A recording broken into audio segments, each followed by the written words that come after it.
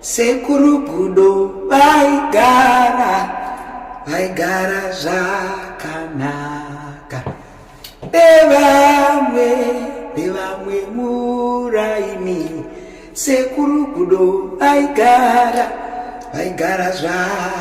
zvakanaka nevamwe kana muraini nevamwe murai kumakati munezvino nedzinoparadza dzasekuru ndakafamba ndandiri kuzurich for the weekend ndakangosurprise kuona makasi ndofarira machocolates ekuzurich but I don't like traveling. Nyoka dzangu ndadzisiyana. I don't like traveling. But anyway, I can't manage it. I'm going to also take it to so ndadzoka makuseni. But ndatairike nditeiri video. Vanhu sazotaiwa queen takatanga kuseka rini ndofudzira vanhu hatiseki ndofudzira vanhu asi munhu unokohwa zvawakarima you reap what you sow. Muchasiya zvakaitwa namadam Boss afunga atuma mukomo wake fungai kuti kunoseka ndofu dzamurada vanhu mukaite je pafa babo wemunhu munoziva kumba kwana Felicitas munhu anga aine hunhu hwakanaka kumba kuya anga akamisa musoro kwamurata ndamurata mai vacho mai murata papasi asi vamurata vanga solid saka we lost a great patriarch there vanhu vaiseka.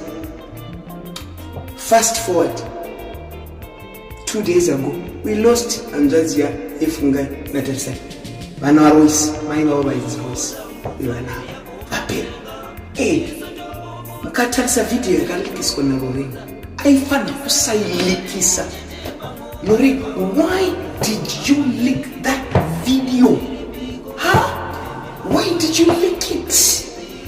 Aifanira kusailikisa because makamba matobudisa zvakawanda muvidhiyo imomo.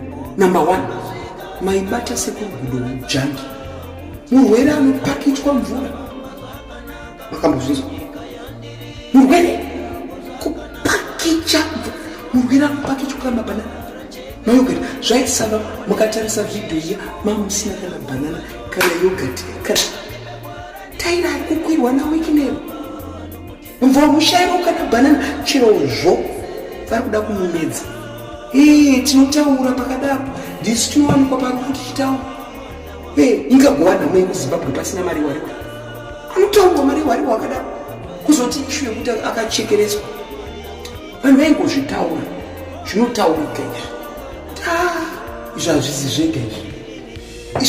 zvega izvi akachekerezwa nataira kana vachiripo sekugudo mararamiro avo vaibatwa uyanga munhu anzvadzi aserebrity vaigara vari kokumba kuyasi vaingoratidza kuti ari kungotatanyara ndimatatanyarayi atatanyari uzonzi ndatadza papi handi ndima akandibatira chipeneti pakati kwenyu kuchafiwawo ndakadei kwedu kuchafiwawo kunogara kuchifiwawo unogara muchitora nichiposta ndingafa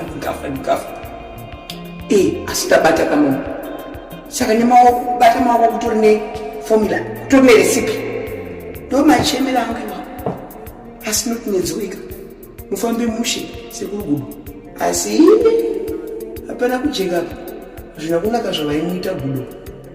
Anyway, ari kuvigwa rini hembe dzikugoyiwa rini tiziye urongwa nabhorore